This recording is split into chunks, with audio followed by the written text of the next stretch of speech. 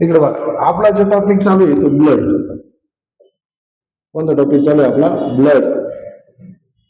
Blood मध्ये काय circulation system आहे. सर्क्युलेशन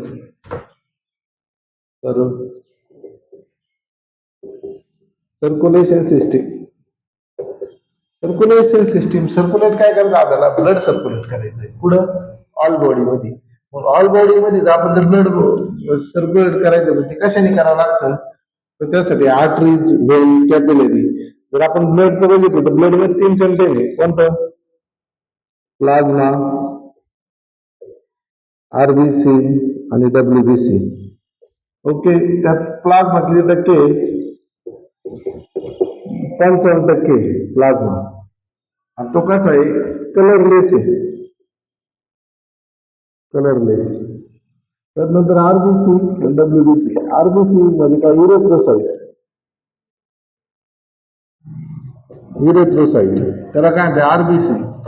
आणि हे लिम्फोसाइट. डब्ल्यूबीसी दुसरं नाव काय? लिम्फोसाइट. आरबीसी नाव काय? इरेथ्रोसाइट. हे काय करतं? आरबीसी काय करते? जे आपल्या बॉडीत ब्लड आहे त्याच्यात ऑक्सिजन मिळवते. ऑक्सिजन युक्त ब्लड पूर्ण बॉडीला पाठवते. ऑक्सिजन युक्त ब्लड. ऑक्सिजन युक्त ब्लड आरबीसी पूर्ण बॉडीला सप्लाय करते. डब्ल्यूबीसी आपली डिफेन्स सिस्टीम आहे. डिफेन्स म्हणजे आपल्याला प्रोटेक्ट करते. कशापासून प्रोटेक्ट करते? आजारापासून आणि डिसिजेस आणि इन्फेक्शन. हिला आपण आणि कोणती सिस्टीमला वाढवते? तर ह्युम्युनिटी सिस्टीम. ह्युम्युनिटी सिस्टीमला हे करते ती. मग आपलं जे आरबीसी मध्ये काय? हिमोग्लोबिन आणि प्रोटीन. ओके. हिमोग्लोबिन आणि प्रोटीन ही डिफेन्स आहे. मग ही काय करते? Carry to oxygen. आपली आरबीसी कॅरी टू ऑक्सिजन म्हणजे ऑक्सिजन वाहते. कुठे वाहते? आपल्या पूर्ण बॉडीमध्ये. मग आरबीसी स्वतः घेऊन जाते का? नाही. तर सर्क्युलर सिस्टीमचा वापर होतो. मग सर्क्युलर सिस्टीम मध्ये काय येतं मेन? आर्टरीज. आर्टरीज म्हणजे ऑक्सिजन युक्त ब्लड वाहणारी. ऑक्सिजन म्हणजे ऑक्साईड युक्त ब्लड वाहणारी जी धमनी. आपण धमनी म्हणतो. कशाला? मराठी शब्द आहे धमनी. म्हणजे जे आर्टरीज आहे, जे शुद्ध रक्त वाहून तिला आपण आर्टरीज म्हणतो किंवा धमनी म्हणतो. त्याच्यानंतर व्हेन. व्हेन म्हणजे अशुद्ध रक्त. अशुद्ध म्हणजे कसं? अशुद्ध म्हणजे ज्याच्यात ऑक्सिजन नाही, त्यात काय? कार्बन डायऑक्साईड आहे. CO2. कार्बन डायऑक्साईड आहे ते ब्लड वाहते. त्याला व्हेन म्हणतात. मग आर्टरीजचा फ्लो कसा आहे? आर्टरीजचा फ्लो आर्टरिओल, कॅपिलरी आणि बॉडी. म्हणजे आर्टरीजचा जो फ्लो आहे तो आपला फ्लो हार्ट कडून बॉडीकडे. पण जी व्हेन आहे त्या व्हेनचा फ्लो कसा आहे? बॉडी, कॅपिलरी, व्हेन्युअल, व्हेन आणि मग हार्ट. ही कोणतं रक्त घेऊन जाते? आर्टरीज ऑक्सिजन युक्त. कोणतं? ऑक्सिजन युक्त. आणि जी आपली व्हेन आहे ती कोणतं ब्लड घेऊन येते? कोण? कार्बन डायऑक्साईड युक्त. CO2 म्हणजे कार्बन डायऑक्साईड युक्त.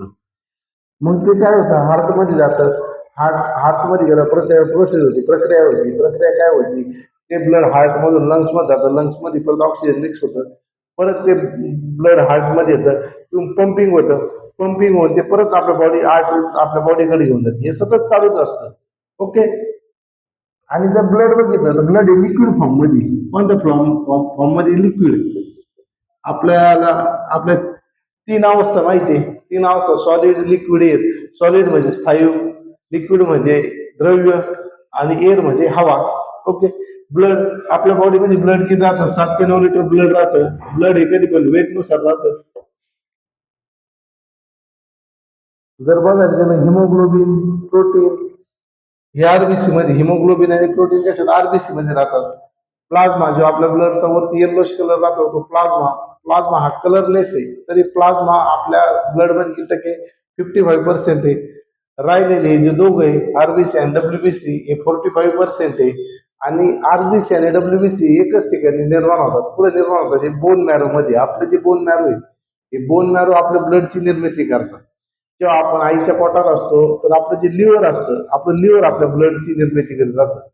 लिव्हर ही आपल्या शरीरातली सर्वात मोठी ग्लँड आहे. लिव्हरला आपण ग्रंथी म्हणजे सर्वात मोठी ग्रंथी तर काय असतं तर लिव्हर आहे. लिव्हरचं बघायला तर लिव्हरला 7 लोब आहे. ओके, लिव्हरचं आपण नंतर पुढे आपण बघणारच आहे. फक्त एवढं बघा, ब्लड मध्ये 3 कंटेन आहे, प्लाझ्मा, आरबीसी आणि डब्ल्यूबीसी. ओके, ब्लड आपल्या बॉडीमध्ये 79 लिटर ब्लड राहतं. 7 ते 9%, 9 एवढं लिटर ब्लड आपल्या बॉडीमध्ये राहतं. त्या ब्लड मध्ये पण 3 प्रकार आहे, प्लाझ्मा, आरबीसी आणि डब्ल्यूबीसी. प्लाझ्मा, आरबीसी आणि डब्ल्यूबीसी. त्याच्यात जर तुम्ही आरबीसी जे प्रकार बघितले तर मायक्रोसाइट्स, परत एक मायक्रो आणि मॅक्रोसाइट्स, नॉर्मोसाइट्स, इलिफिसॉइड्स. मग त्यामध्ये डब्ल्यूबीसी जर बघितलं, न्यूट्रोफिल, लिम्फोसाइट, मोनोसाइट, इसोनोफिल आणि बेसोफिल. म्हणजे ह्या डब्ल्यूबीसी मध्ये आणि आरबीसी मध्ये याच्यामध्ये सुद्धा प्रकार आहे. प्रकार कसे, घटक आहे याच्यामध्ये, कंटेन आहे. तुम्ही बघा, आपला ब्लडचा रिपोर्ट बघा. आज सगळ्यांनी घरी गेला वाटलं तर ब्लडचे रिपोर्ट बघा. ब्लडचे रिपोर्ट घरी असतील बघा. त्याच्यामध्ये बघा तुम्हाला हिमोग्लोबिन, त्यातनं आरबीसी मध्ये हे सर्व बेसोफिल हे सर्व दिसणार. डब्ल्यूबीसी मध्ये मोनोसाइट, हिप्टोसाइट, जेवढे सेलचे नाव हे सर्व दिसणार. म्हणजे आपल्या ब्लड मध्ये किती कंटेन आहे, काय कंटेन आहे, सर्व त्या गोष्टी दिसून येतात त्याच्यामध्ये. ओके, एवढं आहे का. ब्लड मध्ये जी सिस्टीम आहे सर्क्युलेशन सिस्टीम होतं. सर्क्युलेशन सिस्टीमचं काम काय, आपल्या बॉडीमध्ये ब्लड पूर्ण बॉडीमध्ये प्रसार करणं. सर्कल त्याचं लय मोठं सर्कल आहे, त्याची लय मोठी ओळख. तसं आपल्या बॉडी सर्क्युलेशन, पूर्ण सर्क्युलेशन आणि सर्क्युलेशन करण्याला कारणीभूत कोण असतात, व्हेन, आर्टरीज अँड कॅपिलरी. कोण, व्हेन, आर्टरीज अँड कॅपिलरी. म्हणा, व्हेन, आर्टरीज आणि कॅपिलरी. सर्क्युलर सिस्टीम मध्ये मेन जे असतं ते व्हेन, आर्टरियल आणि कॅपिलरी. आर्टरीज काय करतात, शुद्ध रक्त बॉडीकडे नेतात. कॅपिलरी म्हणजे आर्टरीजचा पुढचा भाग, जे आपल्या बारीक बारीक केसांसारखे आर्टरीज असतात कॅपिलरी म्हणतात. त्यानंतर आपल्या ज्या बारीक बारीक व्हेन असतात केसांसारखे, त्याला कॅपिलरी म्हणतात.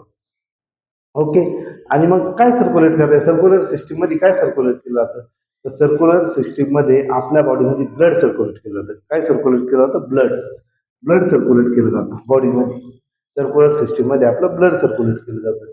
ब्लड टॉपिक मध्ये 3 आहे, प्लाझ्मा, आरबीसी, डब्ल्यूबीसी. प्लाझ्मा त्याला दुसरं पेटलेट आहे. प्लाझ्मा दुसरं पेटलेट आहे. आपलं जर आरबीसी बघितलं त्याला दुसरं इरेथ्रोसाइट आहे. काय, इरेथ्रोसाइट. आपलं जर डब्ल्यूबीसी बघितलं त्याला लिम्फोसाइट आहे. दोन नाव आहे प्रत्येकाला.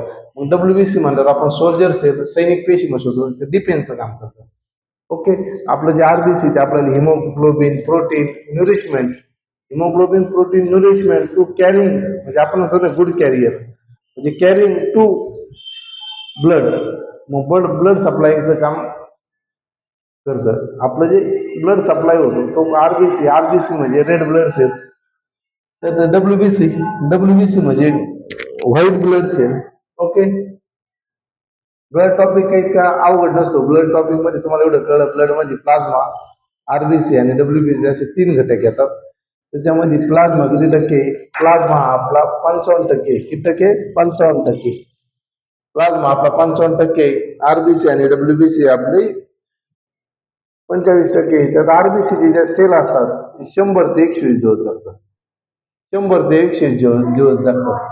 मग तुम्ही म्हणशाल ते जे सेल मृत पावतात किंवा मरतात ते जातात पुढे, ते सेल आपल्या ब्लड करून किडनीकडे जातात. किडनीवरती थोडं त्याच्यावर हे होतं, प्रक्रिया होतं, आणि ते ब्लड परत ते जे सेल मधले जाते आपल्या युरिनद्वारे किंवा आपल्या जे स्टूलद्वारे बाहेर वेस्ट मटेरियल जे आपल्या बॉडीतून पडतं तिथून ते पडून जातं. ओके, आपल्या बॉडीमध्ये जर ब्लड नसलं तर माणूस, आता मी मी तुमच्या संपूर्ण तसं बोलता पण आलं नसतं. ब्लड आपल्या शरीरात एक मेन पार्ट आहे किंवा important part of the human body is blood.